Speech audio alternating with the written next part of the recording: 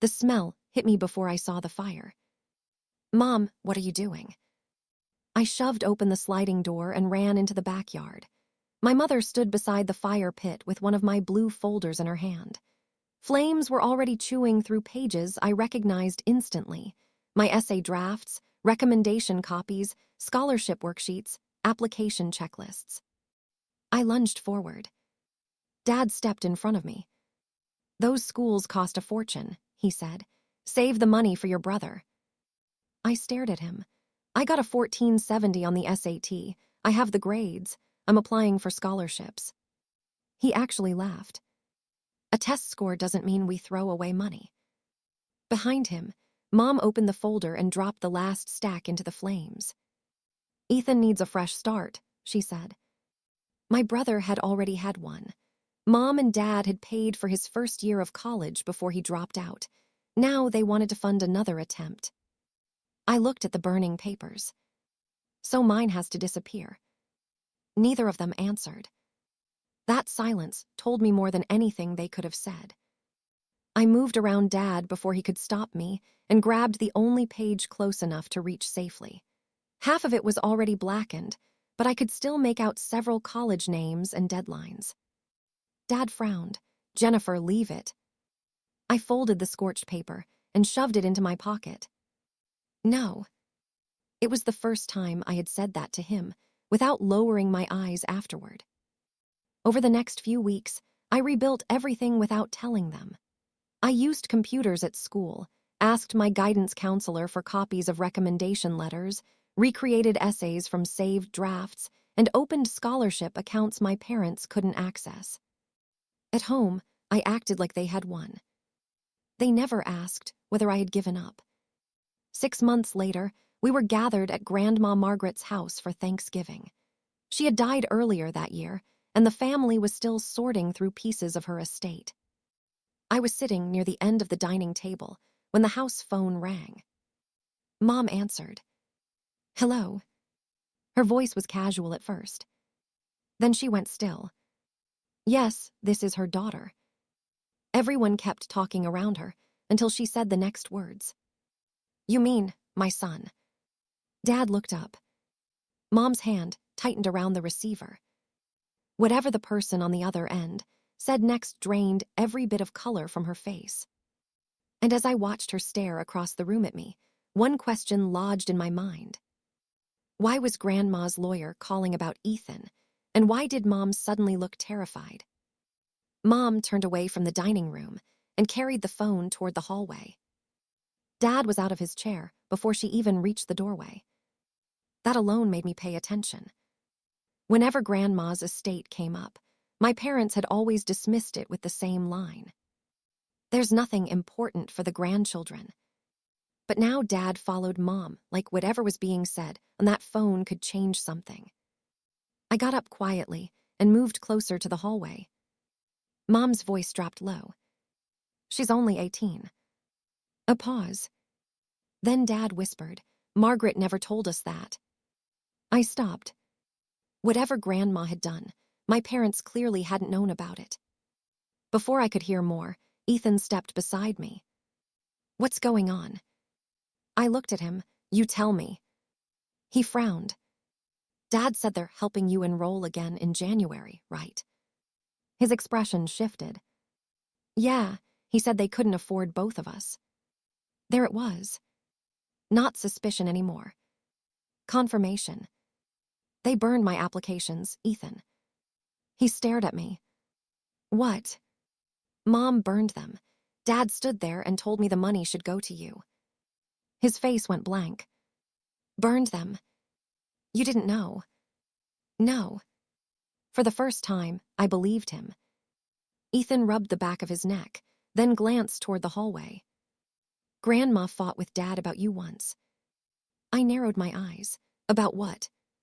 "She heard him say you could figure college out yourself because I needed more help."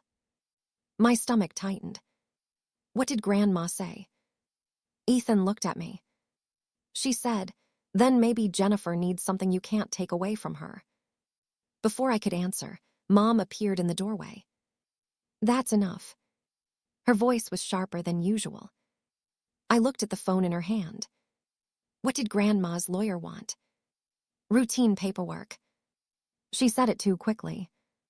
Then I noticed the legal pad pressed against her side. At the top was a name. Thomas Reed. Under it was a phone number.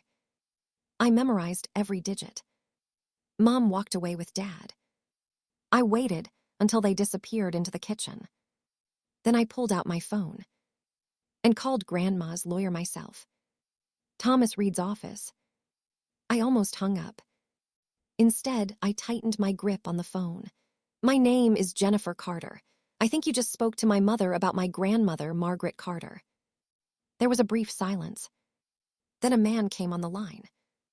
Jennifer, yes, I actually need to speak with you. My heart kicked. May, are you currently with your family? I looked toward the dining room. Mom and Dad had returned to the table, pretending nothing had happened. Yes. Then please put me on speaker. Some of what I need to clarify concerns statements your parents just made.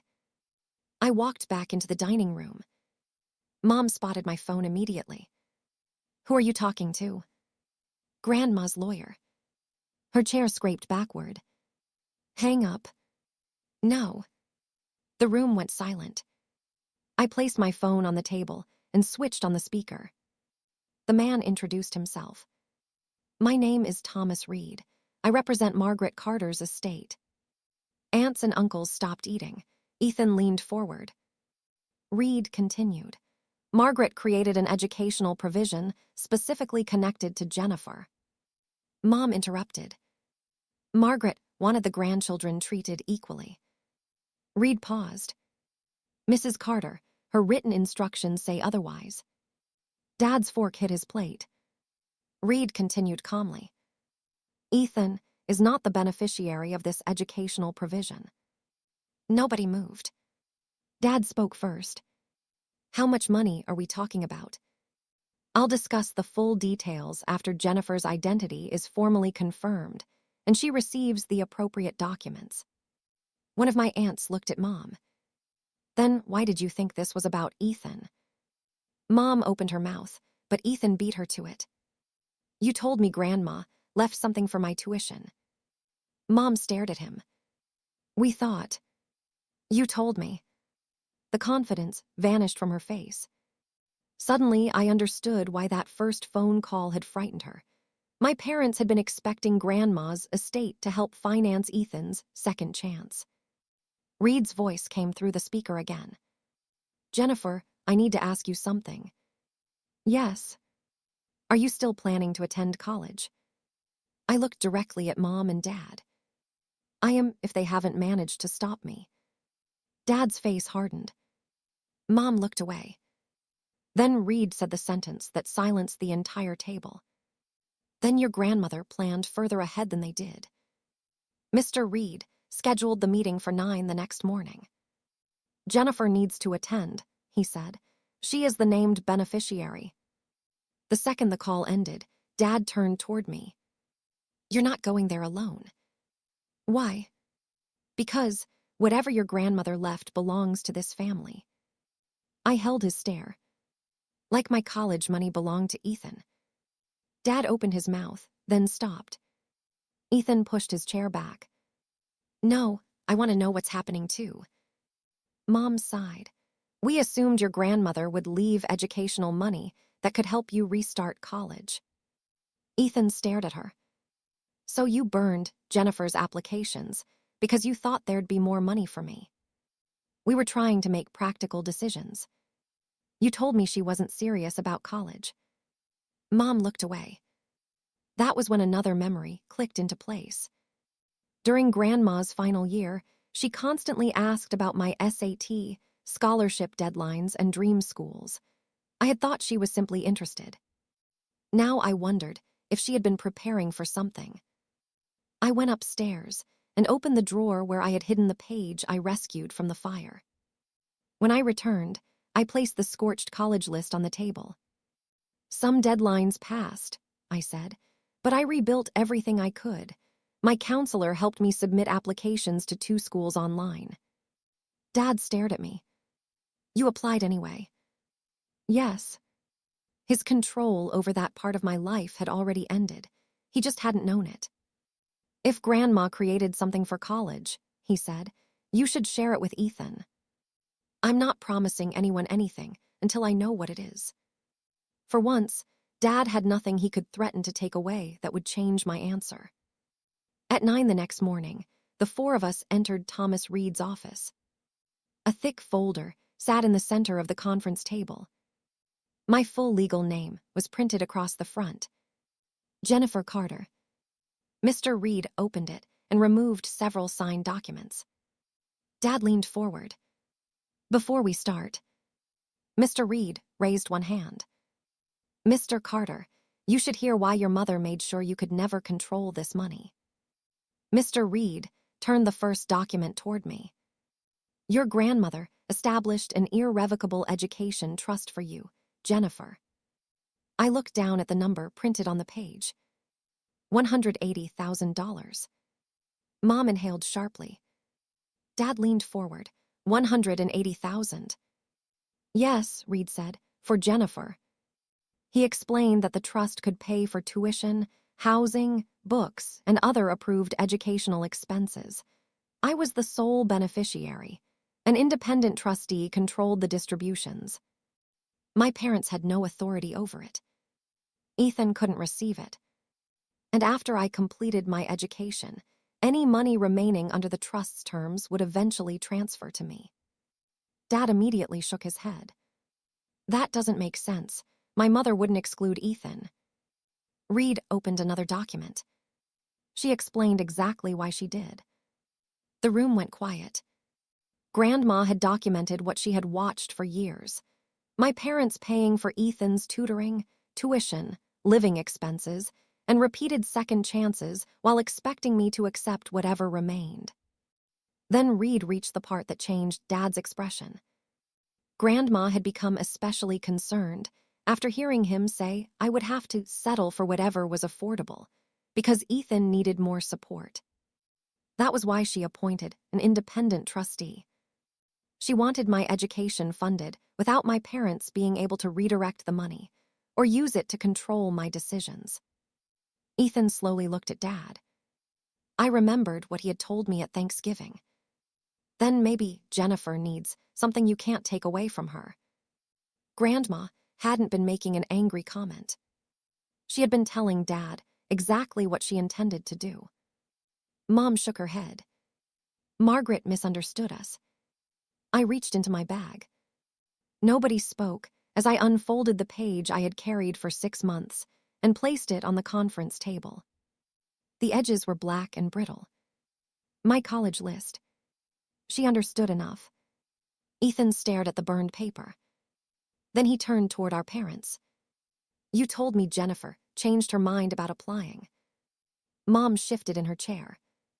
We were trying to make the best decision for everyone. You burned her applications. Dad cut in. We were trying to protect both our children. Ethan's chair scraped against the floor as he leaned back. You protected me by sabotaging her. Dad had no answer. Reed calmly explained that none of their assumptions had ever endangered the trust itself. Grandma had structured it specifically so they couldn't control it. They had burned my applications for money.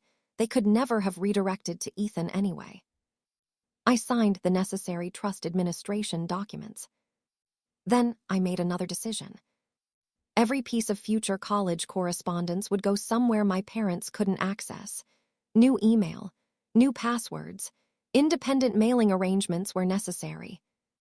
My counselor helped me finish what remained of the admissions process using the applications I had secretly reconstructed.